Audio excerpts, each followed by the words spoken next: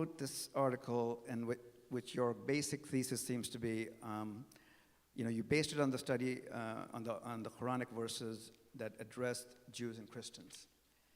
And you, as your title says, you offer or refer to as rules of engagement that Muslims need to interact with Jews and Christians. And you also emphasize that it should be done with virtue and good manners, adab. I'm curious, the idea in your title, Rules of Engagement, seems to imply, at least, that we're missing some rules of engagement, that we don't have enough of them, or we don't have the adequate or appropriate rules of engagement, especially Muslims. Could you explain whether you think we're missing something in our interfaith engagement? And if so, what is that? Well, first of all, let me say thank you for inviting me, and thank you all for coming. And I do have to say that I don't think Rules of Engagement was the title I actually gave to the article. No, it wasn't. It was a phrase that you used in the article. Thank you. It is a phrase right. that I used in the article. No, it's not that I don't think that, it's not that I think that there are rules of engagement that are missing. Quite the opposite. I think that there's quite a good amount, both in the Quran, in the example of the Prophet Muhammad himself, certainly in other texts, about the importance of adab in interreligious dialogue, but also simply in engaging other people. And I think that interreligious debate is often focused on trying to win a particular argument.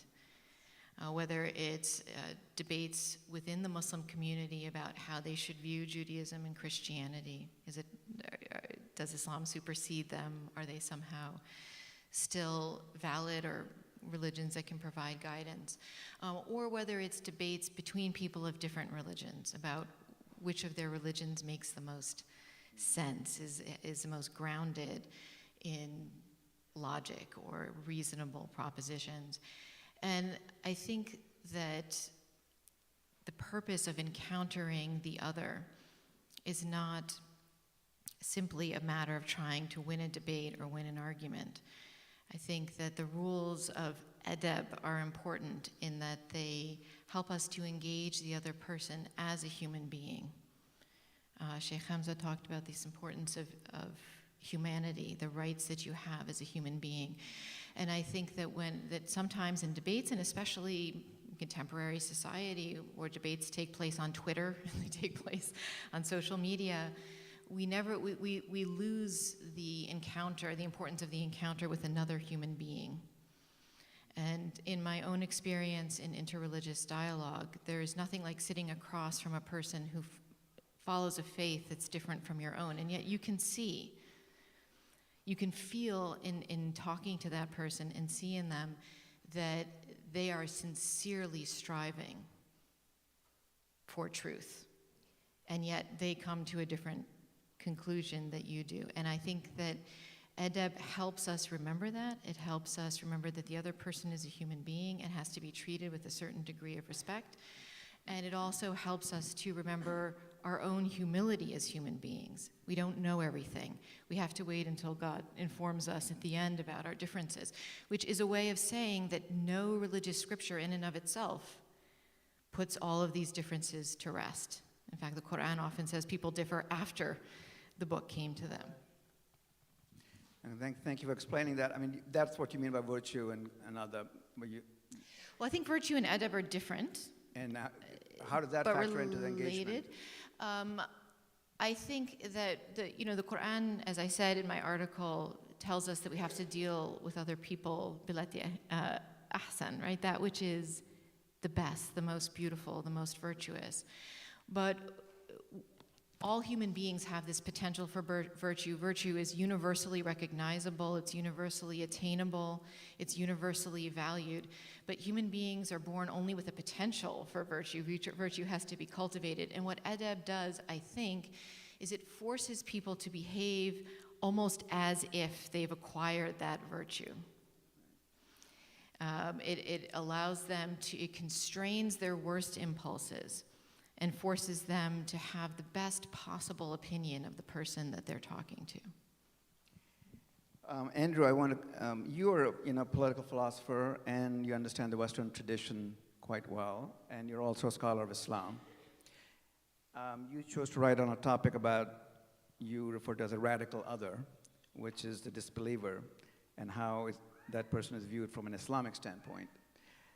Did you choose that topic partly because you think there's a tension between the Western liberal tradition, or liberal societies, if you will, and the Islamic tradition, and that somehow there's a failure among those committed to the Western tradition and Muslims who live in the West to fully understand each other?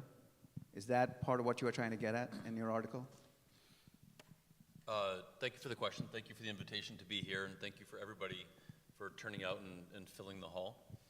I think it's actually, I'm glad you asked that, because I think there can be a certain kind of misconception, which is to say that there's a special burden on Muslims to accept the radical other or the disbeliever, or that Muslims are particularly distinct in having this as a stumbling block. And to be honest with you, the question is actually motivated from the other side. So if Maria is talking about the ethics of encountering difference from the standpoint of personal ethics, so I, as a seeker of truth, as an arguer about the truth, I encounter somebody that disagrees, I encounter somebody that disagrees in a very, very radical way, what kinds of ethical dispositions should you cultivate if you care about certain kinds of things? If you care about truth, if you care about your own peace and well-being and harmony of your soul, if you're always arguing with everybody on Twitter, you have a very miserable life, even if you don't exactly recognize it, and what harm you may be doing to the other, right? Those are all very, very important concepts as pertain to individual ethics. Now let's say that we magnify it to the level of society. Every time you think about the composition of society, a society that is complex, that is composed of many, many different kinds of people, I think that we're forced to ask ourselves a certain set of questions. First, what kinds of differences between us are acceptable and not acceptable? Another question is, what kinds of differences between us do we expect to always endure, and what kind of differences can we hope to be eradicated? And when you put those two questions together, you have a kind of political ethics of trying to understand what is the appropriate scope for political action. So let's just begin with what I hope is in this audience a fairly uncontroversial point, which is to say that our country is built primarily on a history of racial difference, in which there's a certain kind of imaginary that the country primarily belongs to white settlers. And this is at the detriment of people who involuntarily were migrated from Africa, or people who were found here and were the involuntary hosts of people that migrated from Europe. Now, how you deal with this history is extremely complicated, but I think we could all agree, at least in this audience, that that ideas that dominated this country for a very, very long time, which is that white people are inherently superior, that the country naturally belongs to white people, that white people are inherently more virtuous, more intelligent, more hardworking, that these are ideas that have a legacy and that we have to live with.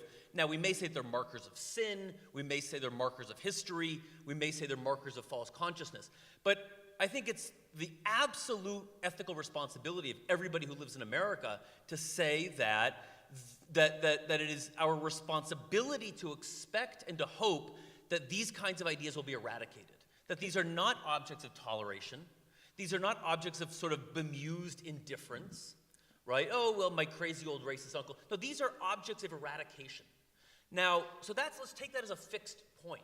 Well, let's ask what other kinds of things we think ought to be eradicated, and what kinds of things we think ought to be sort of born with toleration, and what kinds of things we think that ought to be recognized as reasonable differences. So I could go through the list, but I'll just jump to the end of your question. From a liberal perspective, there is a category of things that people differ on that are sometimes called your conception of the good. Now, to a religious consciousness, this sounds a little bloodless, right? So my belief in Islam or my belief in Christianity is not my conception of the good, it's my ontological understanding of what I am, where I am going, and what is the source of my dignity. But for all that, what liberal political philosophy is based on is the idea that there are many such ontologies. Now, what do you say about this? One possibility is that one of them is right. Another possibility, but then we have all of Maria's problems, which is, well, that may be true, but lo and behold, we're always disagreeing about it.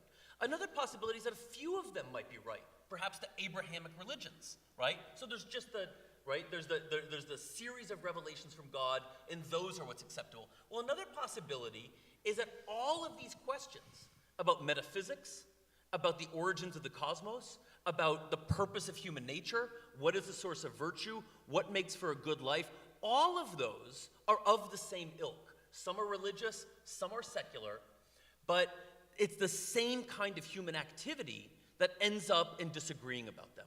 And so if you take it at a macro level, I think what's motivating this is that from a liberal perspective, religion is a problem.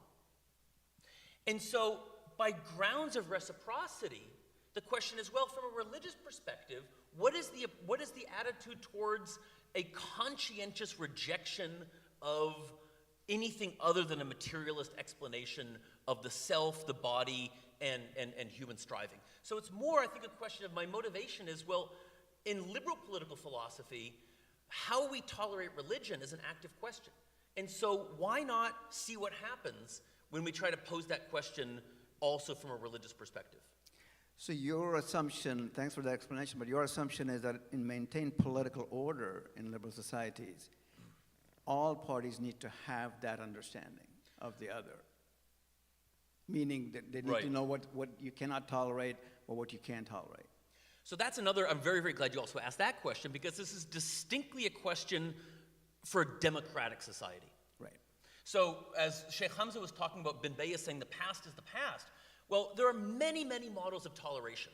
There are many, many models of coexistence. There are many, many models of people encountering others that are radically different from them, and lo and behold, managing to see the sunrise the next day. The question, though, is when you have a democratic society, a group of people that is trying to govern itself collectively with no help from anything other than itself, no monarch, no pope, no caste of priests, how can we give ourselves a law or a series of laws that is ours and at the same time is just? So then you have to ask yourself, who is included in this self-governing population? And so then you have to ask, I think, well, is difference about the good, difference about religion, difference about metaphysics, one of those things that is a marker of being on the inside rather than being on the outside? And if that is true, then I think you do need an account of why that kind of difference doesn't mean you're not a member of the self-governing people. But then if that's true, then I want to know, so a religious person might want to know, well, how do I know that you're not going to turn into a radical atheist that wants to extirpate religion, close down churches and mosques, and re-educate people such that they think religion is evil? Likewise, a secular person might want to know, I want to know how you view me. Do you view me as enslaving myself? Do you view me as somebody who is engaging in dhulm and nafs? Am I harming my soul in holding these beliefs and thus a possible object of re-education or something worse? Right. So I think it's not the most important problem in politics, but that kind of mutual reassurance that I see you as my equal and I see you as somebody that is equally capable of deliberation in public, it's not also the least important aspect of democracy. Thank you for that. It's an important aspect. Shaykh Hamza, I want to ask you a question, but first I want to see if you had a quick, want to add to what Andy was talking about. I think I would just qualify white people as Anglo-Saxons. Because I think a lot of the other... We Irish did a lot of bad things in this country too, so... Undeniably. Policemen for the Anglo-Saxons. Okay. I want to pick up on the document you were reading, but also on the Marrakesh Declaration itself, because it seems relevant to the subject at hand. The Marrakesh Declaration is based on the Charter of Medina. Right. And I want you to do two things. One is to briefly describe the historical Charter of Medina itself, what it was, but also why you and Sheikh bin Baya and others believe it's a relevant thing for us, and particularly for Muslims, to remind ourselves of today. Well, his argument, Bismillah, Sheikh Abdullah's argument is that the modern concept of a nation state is a new concept for Muslims. Prior to that, there wasn't this idea of a nation state or citizenship. If you look in all the traditional texts of political science, they talk about the al-hakim wal mahkum, the ruler and the ruled. The idea of what's called muwatana, citizenship, was really not, it's a Greek concept. And there's an argument that maybe one of the first problems with the expansion of Islam is that they adopted a more Persian model than perhaps a Greek model in terms of government. Because the Prophet ﷺ arguably, and this is a big debatable point, but arguably there's not any specific way to rule in Islam.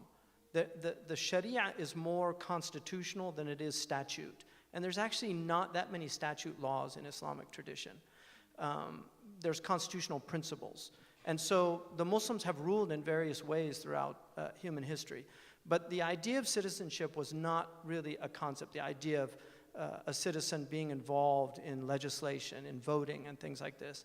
And so he's arguing that in the original model that the Prophet ﷺ provided when he first went to Medina was an enfranchisement of the different groups that were there. And this was a tribal society. The Jews had various tribes, and there were also Jewish Arabs who had converted to Judaism. And then you had the polytheists, you had the Christians, you had some Christians, and you had the Muslims. And so the Prophet created the Charter of Medina, which sometimes is called the Constitution of Medina. It's debatable whether it's a constitution or not. But the Charter of Medina was basically that each of the groups were equal in their rights as inhabitants of Medina. And there's a very interesting verse in the Quran when the Prophet was chased out of Medina. It says, وَأَنْتَ حِلٌّ فِي هَذَا الْبَلَدِ. You know, you are a rightful citizen of Mecca, that they had no right to throw you out. And this is the birthright of citizenship. Hence, America is one of the few countries that actually has that. The idea of where you're born, you have a right to be legitimately there. And we're in a huge debate right now in our country over this issue.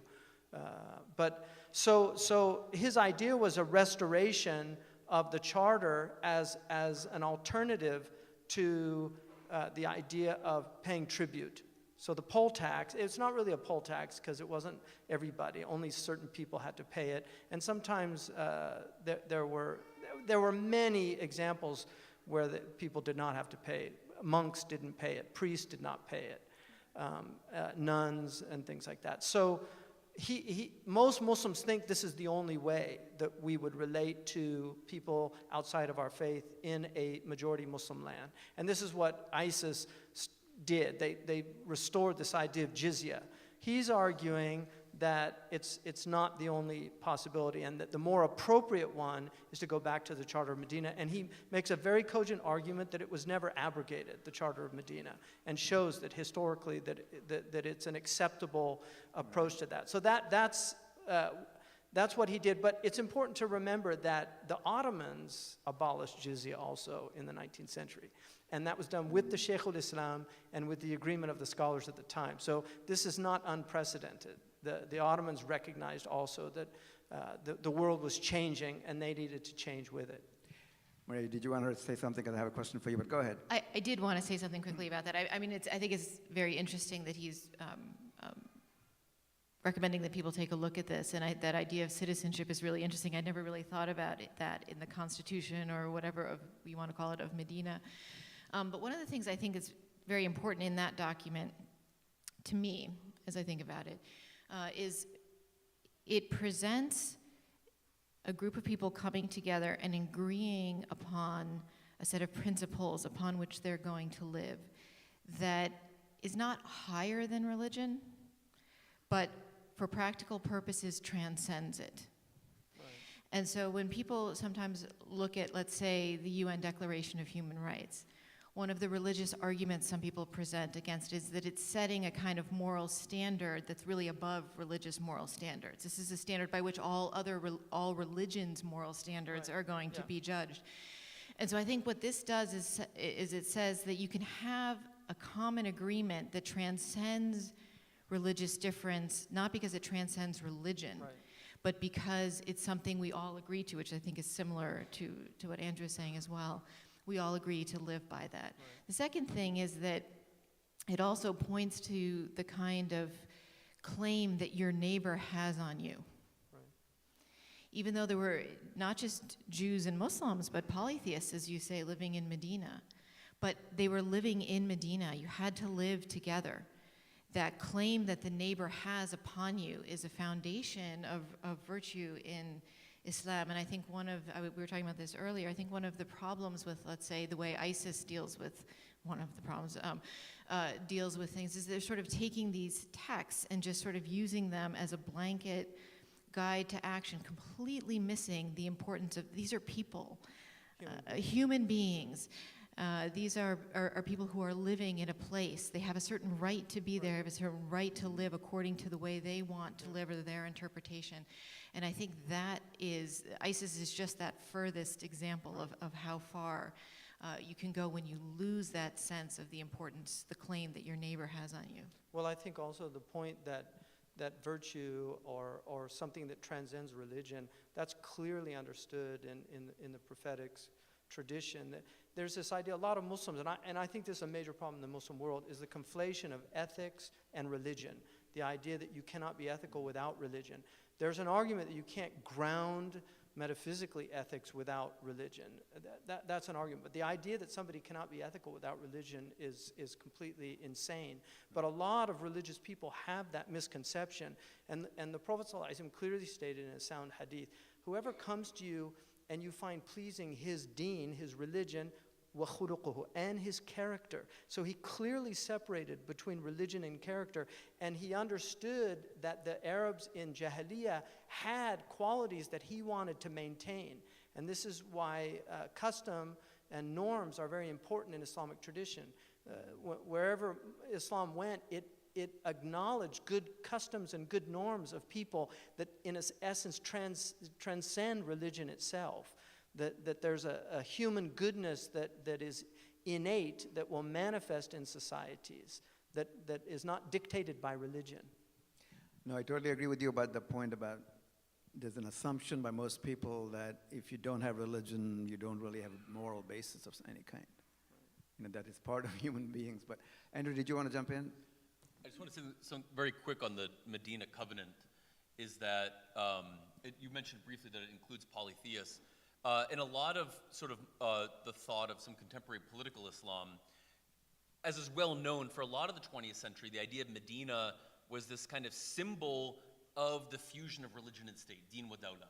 Okay, so the year zero of the Hijri calendar begins with the Hijra to Medina. And what does that mean? It's the assumption of political and juridical and military and all kinds of other power. But in a lot of, so for example, the Tunisian thinker, Rashid al-Ghannouchi, in a lot of his writings about the post-Arab Spring situation in Tunisia, he has said the Medina Covenant is our arch model for politics precisely because of its inclusion of pluralism. And so he says at one point, we Muslims are lucky, we're fortunate that our political experience began in an experience of radical political pluralism. And so all of the stuff of politics, mutual security, covenants, contracts, ordinary day-to-day welfare, from the very, very beginning was presumed to be something that could be pursued across even the most radical religious differences. And so that's sort of become this, this kind of like master metaphor for what politics is actually about in the contemporary period. Well, also the concept of dawla, which is a modern Muslim word, it's been around since the Abbasids, but they meant revolution by it, the dawla al-mubarakah. But that was the first use of it. But there's no word in Arabic for state. And state they use like governance. And in fact, the Umayyads called it hadha al-amr, based on the hadith. La Cosa Nostra. Exactly. So it's our affair. Right. It's this affair of government. Amir is the one who has the amr, the command or the affair. But the idea of dawla, of a state, was not. They didn't conceptualize it in the same way that modern people do. And I think people don't realize how much political Islam has colored the understanding of Islam, of modern Islam. It's very anachronistic to take a lot of these concepts and try to apply them to that early period. And there's a very important distinction, and you're very well aware of this. In most of the fundamental texts of creed, they deal with politics. And for instance, in the Jawhara, which was taught for 400 years in Al-Azhar, it says, wajibun nasbu imam al-adri, that you have to have a just imam, a just ruler or authority, bishar'i, fa'alam la bihukm al-aqrid, by sharia, not by rational, because there was a khilaf, there was a difference of opinion. Is government a rational, or is it injunction just for intelligent human beings? Should they do, or is it something the Sharia is telling us to do? But then he follows it up, وَلَيْسَ رُكْنًا يُعْتَقَدْ فِي الدِّينِ. This is not a pillar of the religion. فَلَا تُزِيغ عَنْ أَمْرِ الْمُبِينِ. And people forget this, that the idea of a state is not a pillar of Islam. And it's very clear in the Hadith in al-Bukhari where the Prophet tells Hudayfa, when he doesn't see any clear polity, that he should just avoid all the sectarianism and just be a private Muslim. And he didn't say it's a fard kifaya on you, you have to establish the khilafah. He said, just be a private Muslim. And this is something a lot of Muslims don't understand this, that it's not a pillar of Islam, the state. The state, yeah. I want to get to this issue of both, Maria, you and Andrew, both of you have looked at Quranic verses and Maria, your article was based quite a bit on Quranic verses. And where you landed with the Quranic verses about Jews and Christians was you essentially were saying that there are some verses that are favorable to Jews and Christians and others that are not. And then you wrote this, and I want to read you a paragraph from your article and have a quick question about that. You said, suffice it to say that the ambiguity in Quranic statements about Jews and Christians is pervasive enough that the issue must be seen as ultimately irresolvable. And by a believer in the Quran and its divine origin, perhaps as deliberately so. After all, if God had wished to speak categorically against or in support of the soundness of these other religions, he surely could have done so. Has Muslim theology always understood the Quranic verses this way? And my second related question is, what lessons do you believe should Muslims take away from this conclusion that you're looking at? Right. Well, I would say that, first of all, when the Quran is talking about these religions, it's always talking about the people in those religions, not about the religions per se. It's talking about the prophets who founded those religions, and it's talking about the followers of the religion. So the question is, first question is, what can you derive about the religion itself from what the Quran says about the contemporary to the Prophet Muhammad's time, followers of the religion? I think that as Reza Shah Kazemi says in his book, or in an article actually, that if you were to look at all the things that the Quran says about Jews and Christians and just sort of put them in rough categories of, positive or negative, there's certainly a lot more criticism probably than endorsement in some way. But at the same time, I think that there are places where the Quran just leaves this issue so open that you can't close the door on the possibility that there could still be guidance, legitimate guidance or salvation from a theological point of view. And the question is, is this the way that it's always been seen? I think that when you look at the Islamic tradition, even if you look at the verses that are very positive, for example, 262 or 569, that talks about the Jews and the Christians and the Sabians along with the believers. Whoever believes in God in the last day will have a blessed afterlife, will have their reward with their Lord. When you look at what classical commentators say about those, they don't read them as an open-ended assertion that Jews and Christians have an open path to salvation. They tend to read those in a more limited fashion than the Quranic statements themselves. So they say, well, these mean the Jews and the Christians who followed the original Torah or the original gospel, or who followed, Jesus and didn't turn away, or that kind of thing. And it's certainly possible to read that way, especially in light of all of the other Quranic verses. If you read it holistically, I can see how they come to that conclusion. But at the same time, I think it's a powerful statement. It's not qualified in the context of the verse itself. And so I think that it does leave this very much open.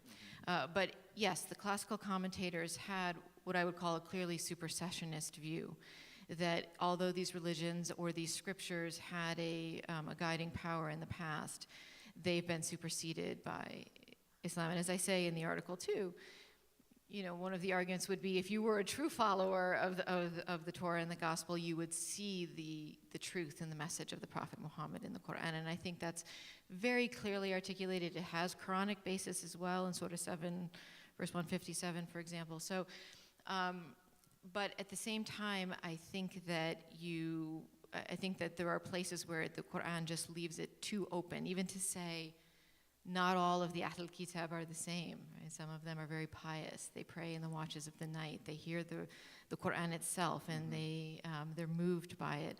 So I think that when you take those open statements and you combine them with the human interaction of people who do follow those faiths, it's not like you can't see taqwa in the face of someone who follows a religion other than Islam. It's not that you can't see those kinds of virtues that religion was designed to inculcate in other people. Mm-hmm. And so I think if you take what the Quran says and you take it in the context of relations with other individuals, you know, the matter cannot be completely resolved. And so coming back to this issue of the human, whatever you might find in classical texts did not necessarily reflect the situation on the ground. Muslims and Christians and Jews often lived together in peace, and even not only in peace, but in very profitable relationships intellectually, if you look at Andalusia or something like that. And so a theoretical notion of supersession in which religion is really valid and who's really saved and what text really provides guidance. Well, these are questions ultimately that are only resolved in the hereafter. I mean, we can't make statements about who's saved and who's not saved. But what we can all do, as I said, is recognize virtue. Mm-hmm. And although certain religions might, emphasize certain virtues over others, virtues are virtues. Generosity, charity, mercy, justice, bravery, honesty. We know what those are. And to the extent that we see them cultivated in someone that follows a particular tradition. And that's your basic takeaway for Muslims, and is to look at that and say, recognize those virtues in others. And when you do recognize them, then treat them well. Recognize them for what they are. For what they are, yeah. Mm-hmm. Andrew, you looked at the Quranic verses about disbelievers, and you said that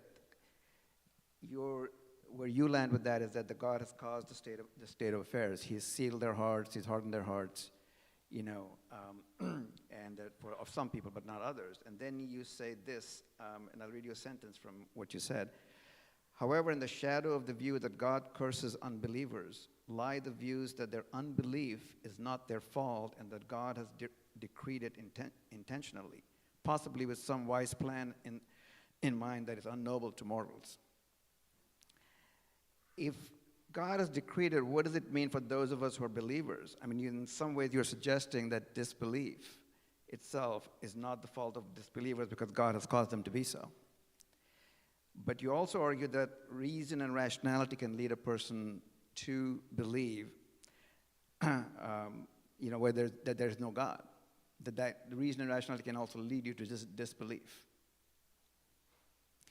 And so my question is, how should the believer, those of us who are believers, view the disbeliever, given what you're saying there?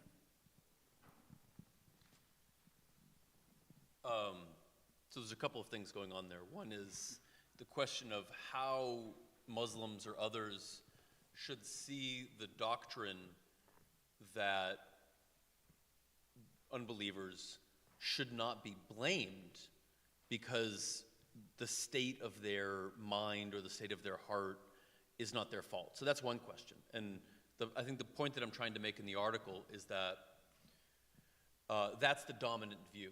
So when you read certain thinkers that are trying to come to terms with this, right, beyond Abrahamic fraternity, beyond Jews and Christians, how do you deal with this more radical pluralism?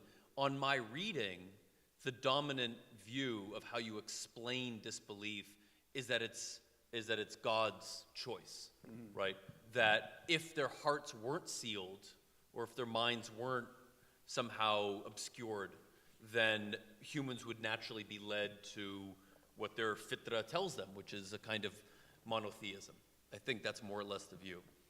So then you say, well, how do I think it should be? So I clearly think that if you look at the history of the encounter between Greek philosophy and revealed religion, when the philosophers start talking about religion as a philosophical problem, separate from specific doctrines like the resurrection of the body or things like that, what is a problem in religion for philosophers?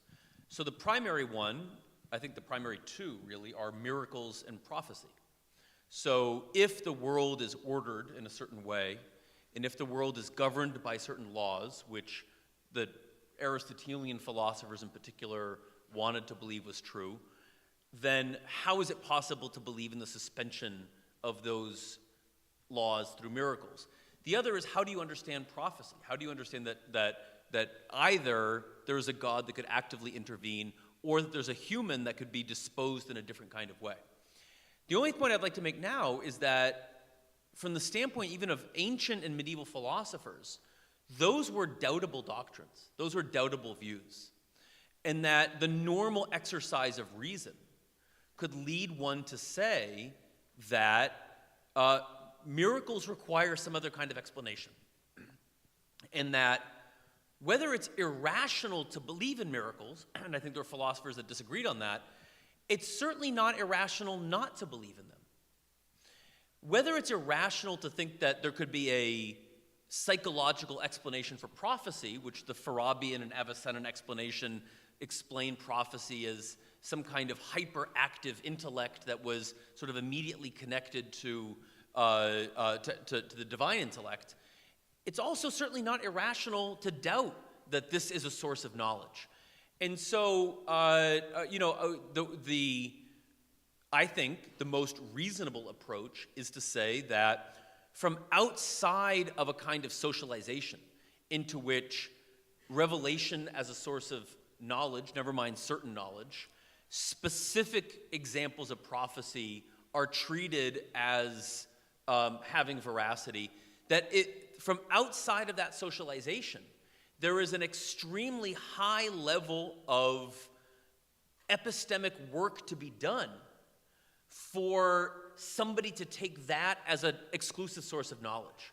And so as an absolute minimum, I think it has to be acknowledged, particularly in the modern world, where we know what we know about source criticism, we know what we know about how complex and how changing views about the cosmos and metaphysics are, that somebody could regard the basic ideas of prophecy, revelation, and miracles as something that we don't really have any reason to accept, any rational reason to accept. Now, that can be said without ascribing irrationality or without ascribing false consciousness to those who do believe in them. Not everybody manages to do both of those things at the same time, but I think at the very least, it is an honest attitude towards knowledge to say that somebody who doubts in miracles and prophecy is not deluded. Shaykh Hamza, some years ago, I remember you wrote an article on kufr and disbelief itself. I'm curious about this explanation about that somebody could reasonably doubt, if not disbelieve, revelation and prophecy. What's your understanding of that? How would you look at that? Yeah, I mean, one thing, the Quran in several verses, it's very clear, like, Afillahi shak, is there any doubt about God? There's an assumption of belief, that it's a fitrah, it's part of the principial nature of the human being, it's something inclined. Even Fakhruddin al-Razi argues that causation is natural to the human being, to believe in causation. And he gives an example. He said, and I did this with my kids when they were little. He gives the example of taking a child who's like 1 year old and hiding and throwing something, and then watching the child look for the source. The child doesn't just assume that it popped into existence. And so he says that it's a natural belief to seek causes. In fact, the first philosophy of metaphysics is seeking first causes, looking at what are the first causes. And so there's an argument that most of the Muslim theologians make that human beings, that if they think about it, they will arrive at this conclusion. I mean, this is obviously, there's also counter arguments about, that the parts, that causation in the parts doesn't assume that the whole has a cause. And there's certainly the idea, Aristotle makes an argument that, and this is taken up by Ibn Sina and others, that the cosmos existed alongside God, so that the cosmos itself is eternal. And that was one of the things that Ghazali points out about the problems with the philosophers. But one of the things that fascinates me about, I was taught in the creeds that I learned a supersessionist view of the tradition, that Islam in the Jawhara, it says that the Sharia of the Prophet abrogated all previous Sharias. But it didn't deny the idea that there wasn't light and guidance in those traditions that was pointed out. And that is the opinion of normative Islam. The great scholars of Islam grappled profoundly with the problem of disbelief and the problem also of the fate of people outside of Islam. So you have people like Abu Hamid al-Ghazali, who one of the last books that he wrote about 4 years before he died is called Faisal al-Tafriqa, بين الإيمان وزندقة, بين الكفر وزندقة, the criterion that differentiates between disbelief and heresy. And he makes a very strong argument that the vast majority, he categorizes people into 4 categories. 3 of the disbelievers, people outside of Islam, 3 out of those 4 categories he considers saved. So only one he actually sends to the fire. The other 3 he considers them saved. And Abu Hamid is the embodiment of orthodoxy. And Ibn Taymiyyah grappled with this. Ibn Taymiyyah, there's an argument that he's a universalist in his approach to salvation because he had a very problematic with the eternity of the fire as an eternal punishment for a temporal sin, that a merciful God who's defined essentially with mercy. The Quran begins in the name of God, the merciful, the compassionate. So he makes an argument, and it's a sound book. I mean, some of his followers, modern followers, like Ali al-Harbi, wrote a book arguing that he didn't write it. But he did, because Ibn Qayyim al-Jawziyah quotes from it, his own student. Ibn Rushayyiq, his other student, quotes from it. And Tajuddin al-Subki, who wrote a book called al-I'tibar, fi baqa al-Jannati wal-Nar, refuting Ibn Taymiyyah. Because Ibn Taymiyyah argued that the fire will be extinguished, because he said it wasn't compatible with absolute mercy. And so wrath was not an essential attribute of God. God is not al-mu'aqib as a name. He's not, the mu'adhib is not a name of God. The Quran clearly says that he punishes people, but it's not one of his divine names as a name. And there's a difference of opinion about whether the verbs are transferred into names, but that's another matter. And then you have somebody like Shah Wali Allah Kandahlawi, who also argues that people have too many filters. And this is one of Abu Hamid's arguments, that sociologically, people grow up. Abu Hamid says in the Munqidh, he said, I noticed Jewish children become Jews, Christian children become Christians, right, and Muslim children become Muslims. And he said, because of the natural authority of the parent. Right. They just believe what their parents tell them. And so those are filters that make it very difficult for people. And then if you take somebody, for instance, like Abu Sufyan, who fought the Prophet for 20 years, and then he finally becomes Muslim. Whereas somebody else who fought the Prophet and dies in the first battle. Mm-hmm. That's very unfortunate. Right? What if Abu Sufyan died in that first battle? Did God know that he would have believed after 20 years? These are very difficult things that only God can really sort out. And I think that is the message of the Quran, is that I'm going to explain all this to you. You know, it's like the director's cut. You know, you get the, you know, you have these films that you can actually listen to the director explain why he did everything. Oh, that's why he did that, right? And so one of the things about, according to our belief about the end of time, is that in the resurrection, people see everything. They get to, and it's all, you know, we're going to find out who really killed Kennedy. Right? Quincy Jones knows, actually, but he's... So, but there are many examples of this in our tradition where they really grappled with this problem of, you know, understanding what's holding people back. And also there was a deep compassion, I think, in our community for other people. We have history. I mean, I'll give you an example. Ibn Umar, Abdullah ibn Umar, when Umar was killed, a priest visited him to give ta'ziyah. Ibn Taymiyyah mentions that, you know, on the permissibility of doing ta'ziyah for Christians and Jews and things. But a priest visited him and told him, Kun katharith kama kunta fil awwal. Be on the third like you were on the first. And he doesn't explain it, and then he leaves. Ibn Umar says, write that down because that's a wisdom. And here I am, you know, 1,400 years later, because it was recorded, that wisdom. What he meant was, on the third day of ta'ziyah, you know, when you offer condolences, be like you were on the first day. In other words, don't let this reminder of your mortality and death diminish as the days pass. You know, so be on the third day like you are today. And he wrote it as a wisdom. He was taking wisdom from somebody from another faith.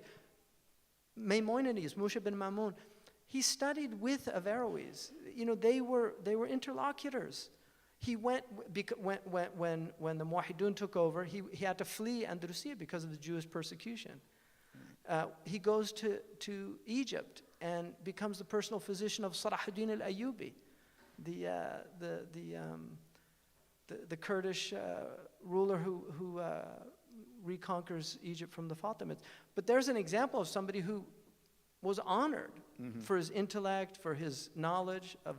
So I think Muslims traditionally, you know, they did grapple with these issues, and it's very easy to dismiss it. Oh, they're all kuffar. I mean, one of the things that Dr. Dakeik said, I think is very important, that, you know, gentleness, kindness, all these virtues. If you look at the description of kuffar in the Quran, these are profoundly negative people. Right. They're arrogant, they're puffed up, they're full of pride, they're horrible to other people. And that's why, even though there's a legal designation of kufr for people outside of Islam, we have to be very careful. And that's what I was trying to argue in that, who are the disbelievers. Yeah. We have to be very careful about kufr, and this is a khilaf, a difference of opinion between the Ash'aris and the Maturidis. Is it a temporary state or is it a permanent state? Right. You know, but Al-Qurtubi mentions that Omar was beloved to God when he was prostrating to idols in Mecca, because Omar was Omar even when he was a polytheist. And so there's nuances there that are really lost, unfortunately, on a lot of people with simplistic views of these problems. Maria, I think I want to ask you this question, but I think I know your answer, but I don't want to presume that. But this idea of the disbelievers, the way we're talking about looking at disbelievers, what you were saying earlier about Jews and Christians and the way Muslims should, you know, deal with them and engage with them, I assume that you also think that applies to disbelievers as well. When you were talking about people with virtue, I mean, what Shaykh Hamza just said, because even the ones who have those virtues, that we should deal with them the same way, with compassion, with, you know. Well, many of the verses of the Quran that talk about dealing with people gently who don't agree with you in your religion come from Meccan verses, and the interlocutors that are implied are pagans. Right? So the idea, you know, that God doesn't forbid you from doing, from being kind and dealing justly with those who don't seek to oppress you in your religion. That's with it. I mean, it's in Medina, but it's relating to Asma bint Abi Bakr, who rejected a present from her mother, I believe it was. I'm trying to remember. So it's quite clear that these don't just apply to people who are part of the Ahlul Kitab. It applies in general. I mean, and think also about even Moses and Aaron and Harun, when they're told to go to Pharaoh, they're told to speak, qawlan layyinan, they're told to speak gently, and that's to Pharaoh. I mean, it was not just wrong, but I mean evil, right?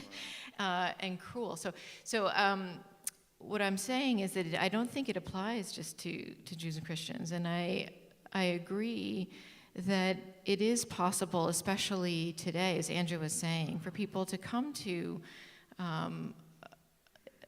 a conclusion of a certain kind of doubt, but it doesn't mean that they cannot also possess ethics and act according to ethics and possess even virtue. And I think a clear example of this is Abu Talib, the Prophet's uncle, right? I don't think Shiites will be very happy with this. Of course, Shiites believe that he became a Muslim, but from the Sunni point of view, he never became a Muslim. Would anyone say he didn't behave virtuously? Nobly? So I think there are plenty of examples of that, and then you just, you have to leave, that's not a matter that human beings can judge, right?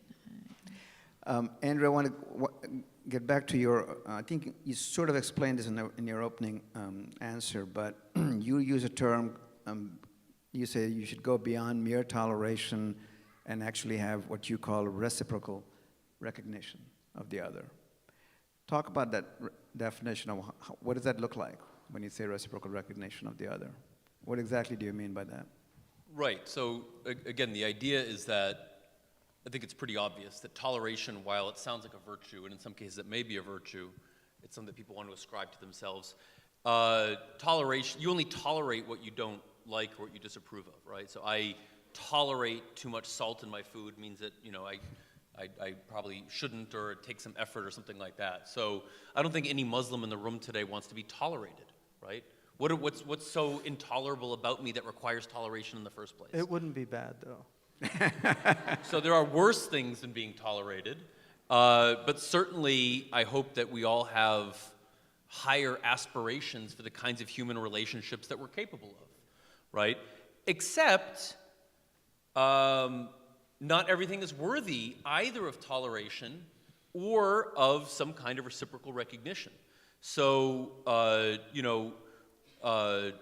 you're mentioning technology and the evils that it comes with, and so we're all familiar with the kinds of, not just, let's say Islamophobic or racist views that are going around, but views that are so radically in denial of science and rationality that we may say, what's the crisis of our democracy is that nobody can agree in our country on what counts as a fact or what counts as evidence. And so the extreme persistence of climate change denial, or things like this, why are we even talking about religion when we have, so many greater evils and ills in our democracy? So that should be your next issue. But, so you might say, well, no, I don't, that's neither worthy, certainly it's not worthy of reciprocal recognition or any kind of positive recognition. The people may be sort of objects of toleration, because like Abu Sufyan, you may hope that they have an awakening and they realize that they only were in denial of climate change because they listened to too much Fox News or other kinds of media. But even if that's true, here's the difference. If somebody were to say, you're designing a democracy from scratch, forget the constitution that we have, you are designing an ideal constitution. Is it obvious to any of us that we would have the exact interpretation of the First Amendment that doesn't allow for some kind of positive cultivation of a public sphere in which genuine knowledge is disseminated and in persons who are capable of discriminating from true and false sources of information is regarded as an object of virtuous citizenship? So you might say, in a good democracy, most of the public sphere is something like NPR, okay? Not at that level of kind of, bad taste, but sort of like most of the media is publicly funded. There's a range of ideological views, but there are Fox News would not be tolerated in a functioning democracy, okay? And it's only because you have something other than democratic norms that are governing. That's just a thought, just a sort of a thought to put out there. So there's many, many things that aren't worthy of your respect, okay? Deliberate lying, deliberate falsehood, deception, stoking up of fear and hatred of non-white people, and all those kinds of things. All right. So then you have to ask yourself, well, how do I know the difference? What's the difference between climate change denial and like what Shaykh Hamza was saying, well, why is it kufr like that?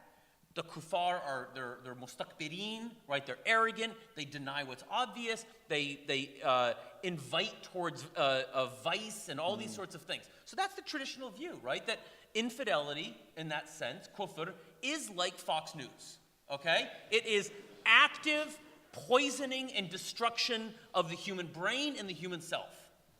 Now, I obviously don't think that. And as you know, there are many atheists that think that about religion, right? Religion is active immaturity, right. Okay? It is actively keeping people in a state of infancy, right. Okay? Now, why is that not true?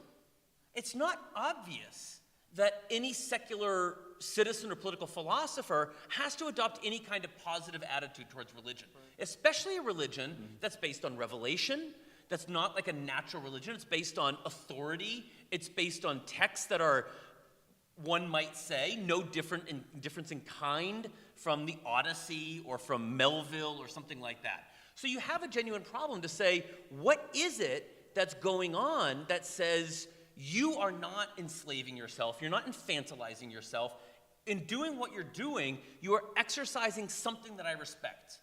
Now, what is that?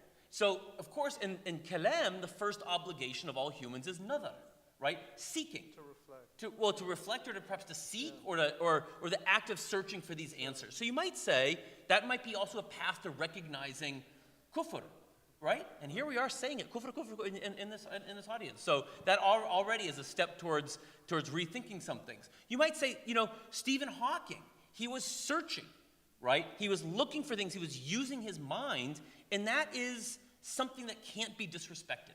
So similarly, a secular citizen or person or philosopher might say the religious person is being human in the most important ways, trying to cultivate virtue, trying to cultivate the things that allow for human life to be livable: love, community, commitment, being outside of yourself, and reflecting on the ultimate matters of metaphysical concern.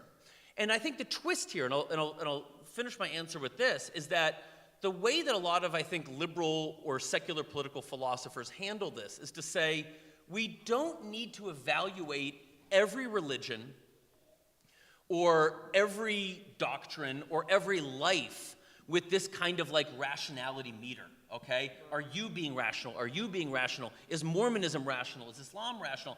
I think that you take a broader sort of step back and you say this kind of activity of living in communities, cultivating your conception of virtue, finding something that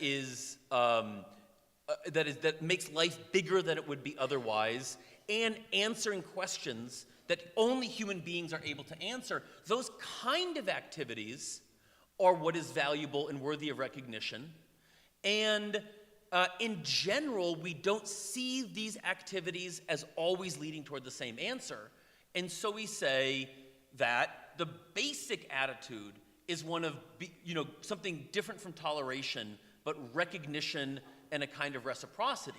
And then after that, you say, you reserve your obligation to say that certain answers to that violate human dignity, or violate human reason, or violate the norms that would allow people to live together. So it's not that any time you're engaging in metaphysical reflection or religious reflection or philosophical reflection that you are worthy of respect. It's that the general kind of activity, unlike differentiating on the basis of race or origin or intellect is one that is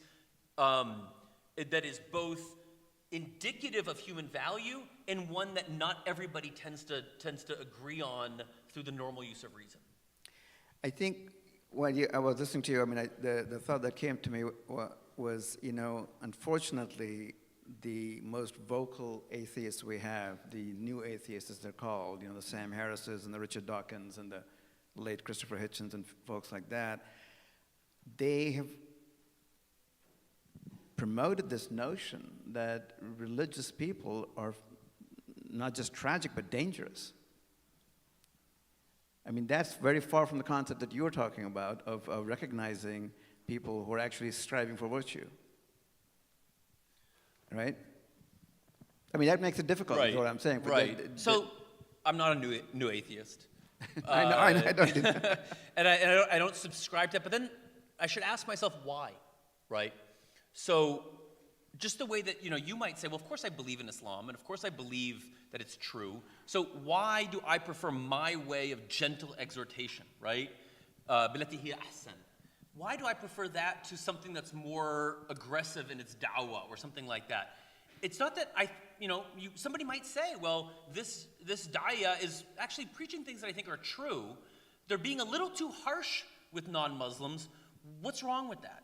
If it's not that what they're saying is false. So I haven't read all of these new atheists. I don't know exactly whether I agree with this or disagree with that. But there is an interesting question, which is when we think about how we approach others in the public sphere, what's the difference between what you think is a moral obligation and what you think is a question of good taste or prudence? So you may adopt this kind of strident anti-religious attitude. And I might say, well, it seems to me a little bit overkill.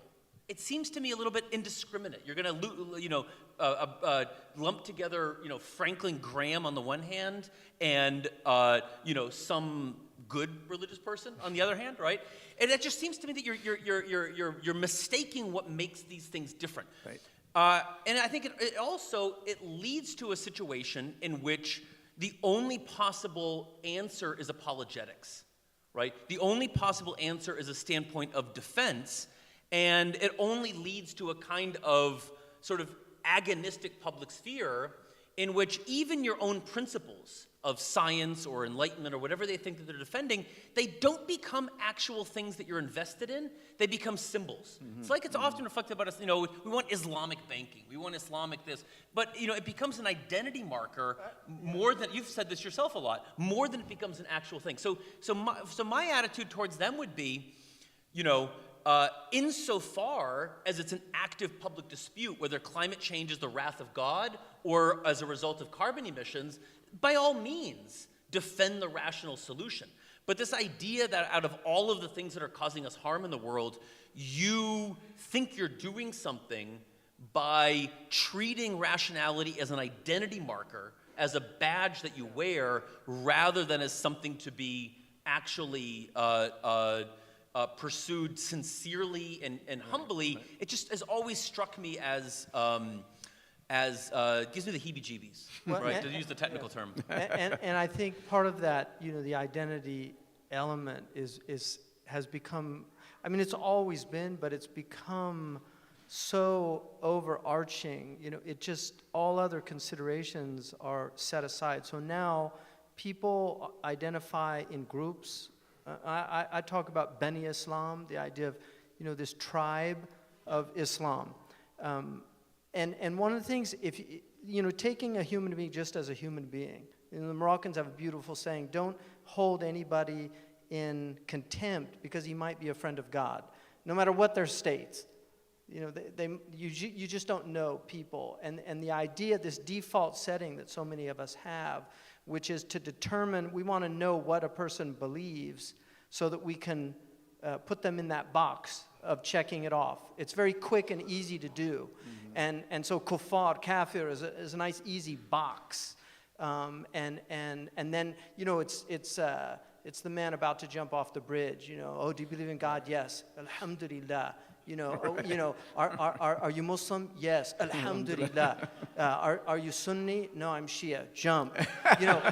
It's that idea that, we tend to just look at those things that separate us and not look at those things that bring us together. And I'll just give you one example. I was with a group of Jewish rabbis, and I got into a discussion. Most of them were Reformed, but there was an Orthodox one sitting next to me on the bus, and there was a Reformed one in front of me, and we talked about afterlife and about Rabbi Hillel saying that every Jew had to believe in an afterlife.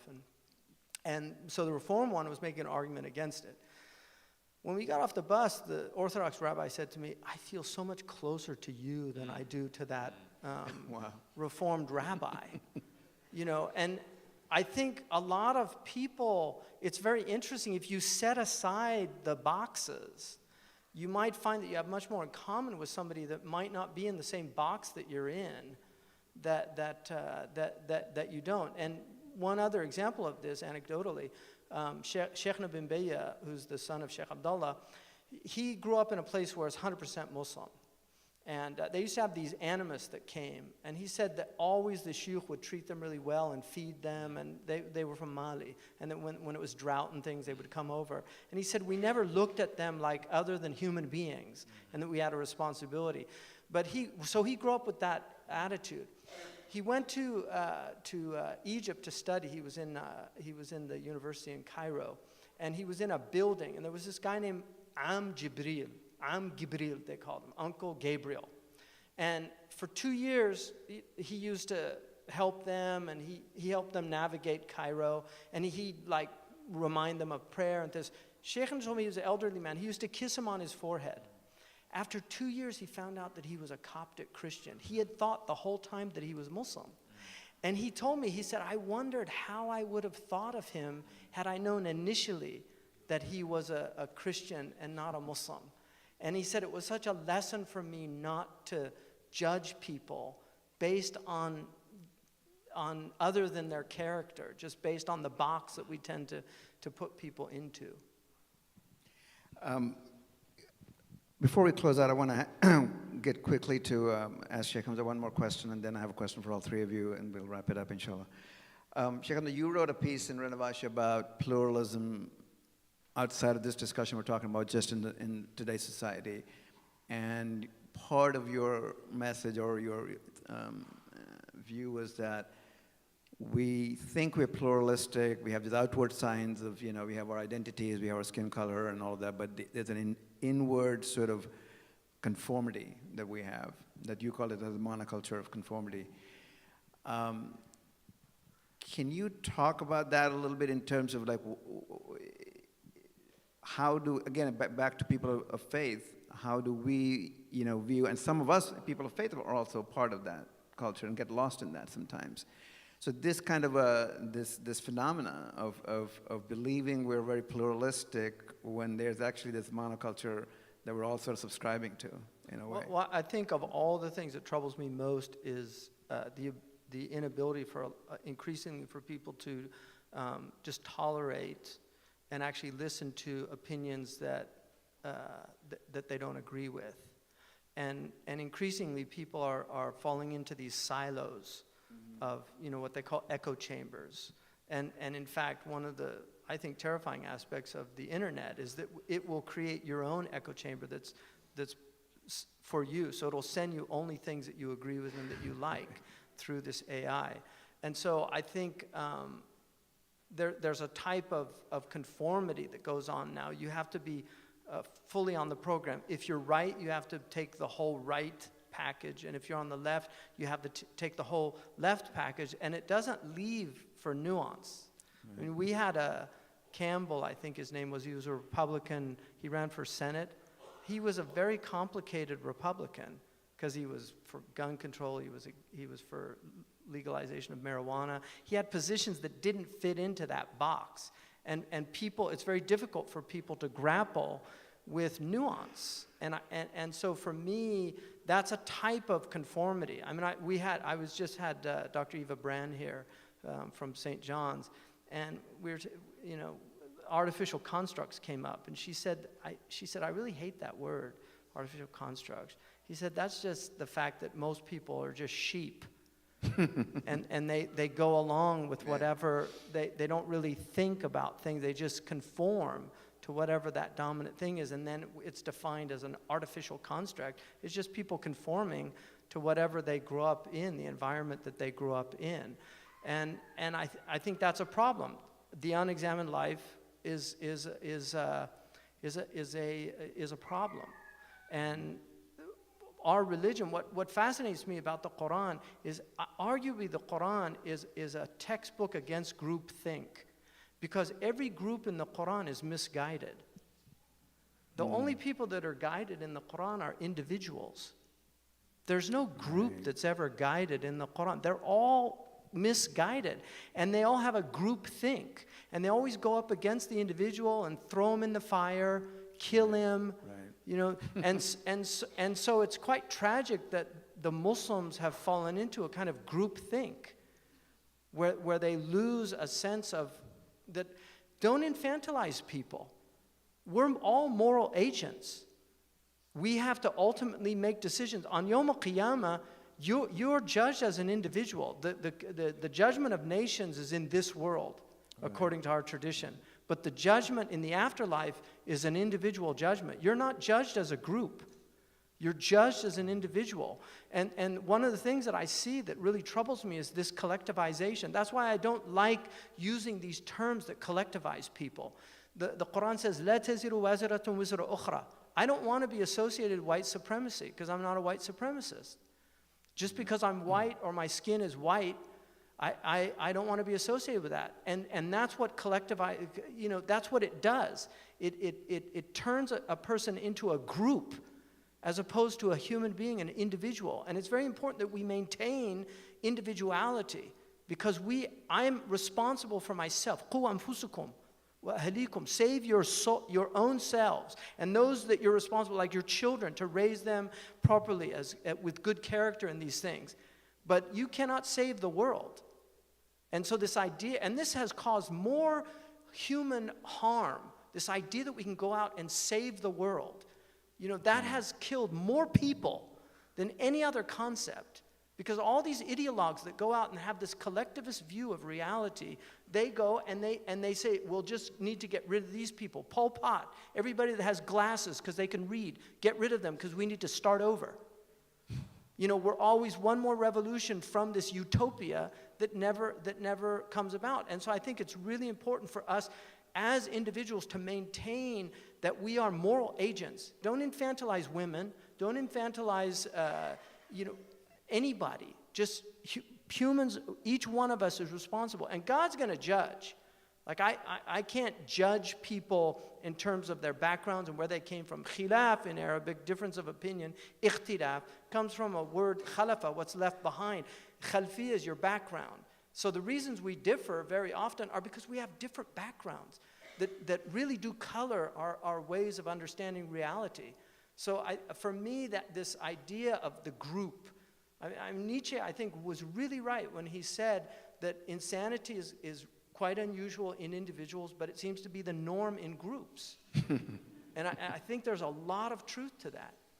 I mean, you haven't even mentioned you're talking about nations and groups, but there's this new thing of identity, what's called identity politics. I mean, subgroups, you belong to all these little subgroups, and that's even further sort of separating and infantilizing others in that sense. I wanted to end by asking all of you to share your thoughts on a particular thing. I think I was going to read the whole thing, but Shaykh Hamza actually in his introduction talk read this, and I had picked out this quote, but I'll read the last part of it again and ask you all a question to end this on. This is a quote from Sheikh bin Baya. And the part that I just want to read to you is just, our world no longer identifies itself in religious terms. Instead, it identifies itself through culture, personal and social interests, technologies, covenants, contracts, and treaties. But this does not mean that people are not devout and religious.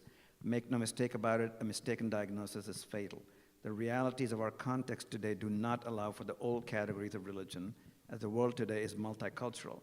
And here comes the important part, I think, that its contribution of pluralism, itself a virtue, provides immense opportunities for humanity to achieve a lasting and natural state of peace.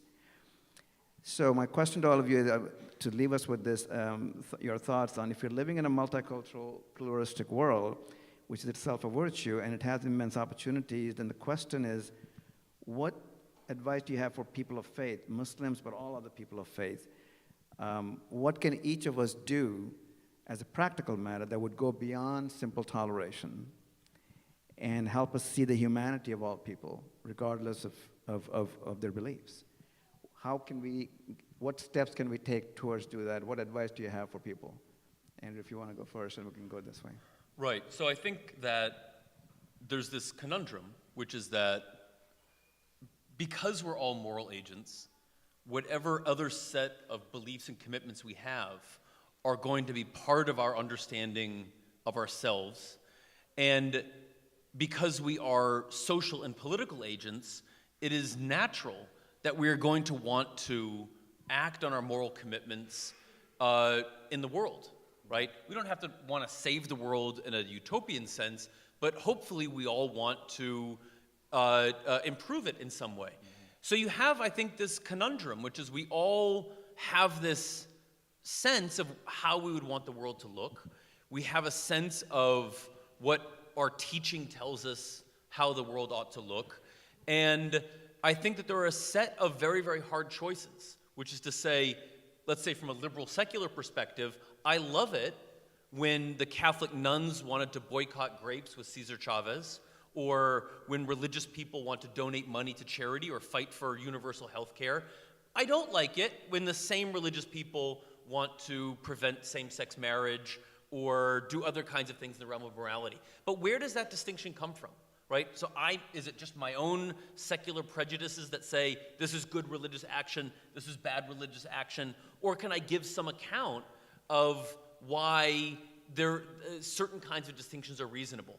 And so the only thing I would say is that without saying here's this obvious answer, here's this clear secular distinction between the public and the private, or between what's good and bad, I would just say I think it's really, really important to say that just as Muslims living in a country like America want the rest of the country to chill out a little bit on Muslim-y things, right? To be very careful about how you talk about the hijab, how you draw, if you do this, then you must believe in this. So Muslims are very, very clear that public power can be an atrocious thing. And yet, Muslims quite reasonably, and I think admirably, want to act in the world. They are commanded to command the right and forbid the wrong. And yet, being a responsible political actor also involves exercising your faculty of judgment.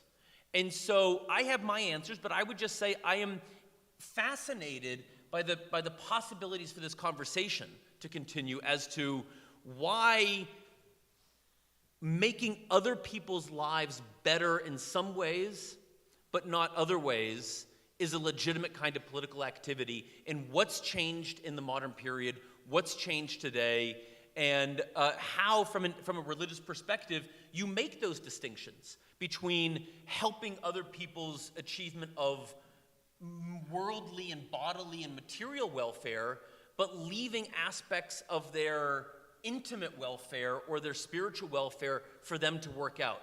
It's not an obvious distinction. Muslims are not wrong when they don't make that same distinction. There's no fact in the world, but it's a public conversation that is crucial and is something that I think is just developing in the public sphere in America, and I look forward to seeing how people argue about that.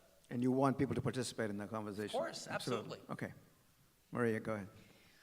Well, I would just say one of the important things when we think about that particular quote that you just read and the importance of pluralism, the way that the pluralism is a benefit, is precisely, it benefits society in precisely as the counterpart to the silos that you were talking about.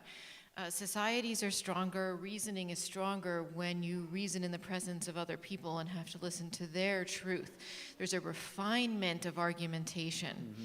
And so one of the things that people need to be prepared to do to take advantage of pluralism, especially for the idea of coming to a common understanding of what are our boundaries, to what extent are we allowed to put our ideas forward in society, even as recommendations for other people, and when do we need to pull back and say that's private?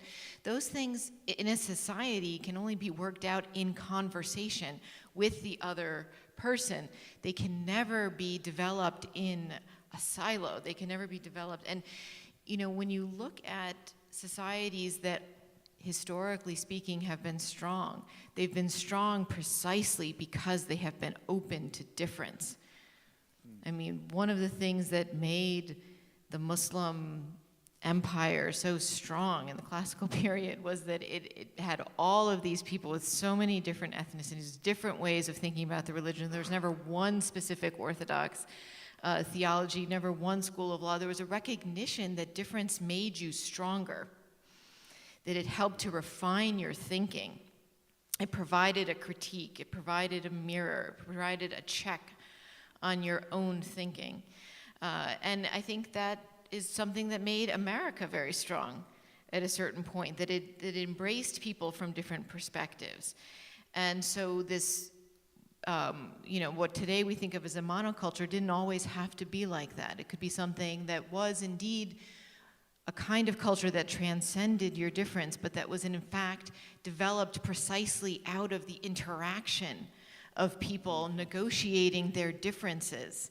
It was generated from that difference, but in a very positive and productive fashion, not in a negative fashion, not something that forced people to sort of run away. And I think that the silos are created in part because our reality is created virtually. So sometimes, even though I think Fox News would be happy to understand themselves as kuffar for the most part. They probably even have a license plate, or whatever, the hat kind of thing. But sometimes I do this. I sort of, I read the news that I normally read, in the New York Times or the Washington Post, and then I think, I see people around me who hold points of view, and I think, how can they possibly hold that point of view? And then I go and I read Fox News, and I say, oh, well, that's why they hold that point of view. Because what we read creates our reality. We don't interact with people the way that we used to, certainly the way people did even a few decades ago. And that's what's missing, that's what's lost, and I think that's what has to be recovered, and that's the hope that a pluralistic society has. Unfortunately, a pluralistic society can precisely force people into their silos. Right. There's a fear of encountering the other. There's a fear of having your views reflected back to you in the eyes or in the words of someone who holds a very different point of view. That can be a very disturbing thing to hear. And so there is a kind of natural tendency among some people to flee to those echo chambers. But I think that's what we have to continuously resist. Okay. Here comes the I think that one of the most important things to cultivate as individuals and societally is humility, and I think that people. Well, to quote a Nobel laureate,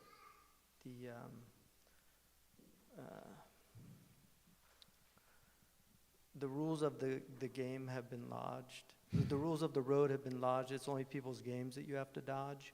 That we have a sense of what is civil and what is right. And then there's people that don't play by those rules. And those people, they need to be seen for what they are, as people that actually threaten civil discourse and it's something very dangerous for a society that wants to use persuasion as the means in which they do things. Now, obviously, there's many cans of worms that can be opened with this, because when you have societies that view things as unjust, then do we rebel?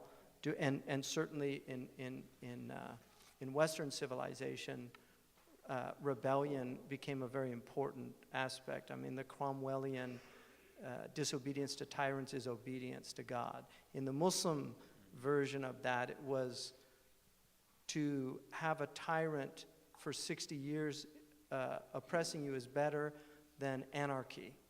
And so very different perspectives that came up, which is why so much of the Muslim world ended up becoming despotic, because there really was a very great fear of anarchy and what happens when rebellion.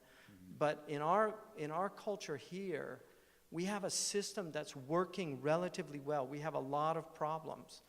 And we have to feel blessed to be in a civil society in America, that we really have to cherish what we have and work to make it better.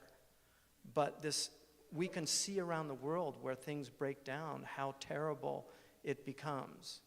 And unfortunately, sometimes our country has a role in where things have broken down, and those are things that we have a responsibility of citizens in this country to fight against. But I think just a humility is really important. One of the things that fallibilism in religious understanding is extremely important to inculcate into young people, that I can be convinced of the truth of my religion, but I should be very, very wary of my certainty about my understanding of that religion.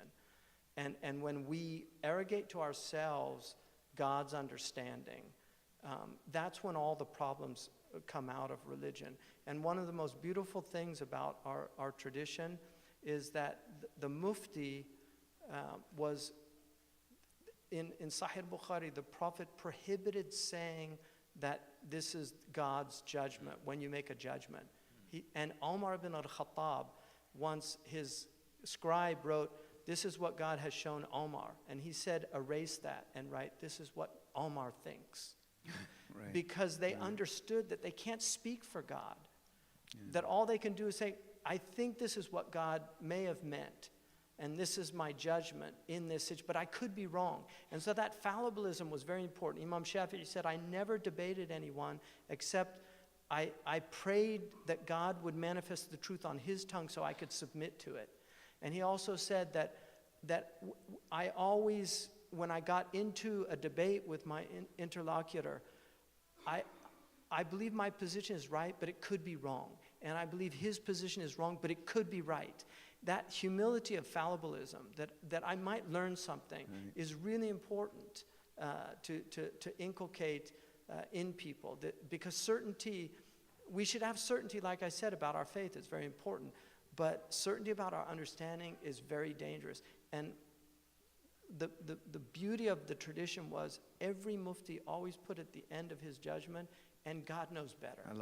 You know, that this is the best I can do, that's ijtihad, but God knows better. And so I think that aspect of just restoring a basic humility to our religious traditions about who we are and what we know and is really important. And humility, according to the Quran, it is the virtue that will enable you to see the truth.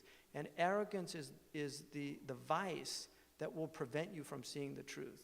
I mean, that's and humility, just to clarify, humility in your mind also doesn't mean, humility means not to sit in judgment, to be too quick to judge others. Well, or does it not? I mean, judgment is, you know, we have to make judgment. Discrimination is judgment. So I'm not saying don't make judgments, but make sure those judgments are based on sound reasoning. Opinions, you know, something the Greeks had the concept of sound opinion and doxa, as opposed to unsound opinion. That knowledge is one thing, and opinion is important, but your opinion should be reasonable. There's a lot of people that we have opinions. I mean, one of the things I read with the freshmen in the freshman seminar was an essay on BS, which he argues that there's so much of it in the world because everybody thinks they have to have an opinion about everything without thinking about it. And so it's just important that we know what we're talking about, and we're willing. Imam Malik said, half of knowledge is saying I don't know. Just being able to say I don't know, being able to say, you know, I don't have an opinion on that because I haven't studied it. I don't know the issue, and I think people take very superficial and glib. You know, I'm coining a new word. You know, there's so many glibsters out there. Glibsters. Glibness. You heard it here first, glibsters. Yeah. You know, glibness is a type of, it's a fluidity that is shallow, superficial, and characterized by insincerity. And there's just too much glibness out there of just having opinions about things that you really haven't thought about. You ask them, and it's amazing what they'll say. And then if you say, have you ever read the Quran? And that's why I'd recommend reading Gary Wills for people that, he wrote a book called What the Quran Means and Why It Matters. And he's a public intellectual. He won the Pulitzer Prize. He's very well regarded. But he wrote that book because he was in a gathering once and they were all trashing Islam. And then somebody looked at him and said, well, Gary, you must have read the Quran. What do you think it means? And he felt ashamed that he'd never read the Quran. And so he decided to study, and he actually used the study of Quran as the basis. And he spent, I think, a year studying the Quran, and the book is the result of it. And he was shocked at what he realized about the book itself. And so I think, again, that just is a testimony to his humility of saying, you know what? I've never read the Quran. I don't really know. I mean, I saw Thomas Sowell once. Somebody asked him about Islam, and he said, I'm probably the only person in America that's not an expert on Islam. So I'm just going to have to say, I don't know, right? Yeah. I want to thank all of you for coming and all those online. Could you please join me in giving a round of applause for our speakers?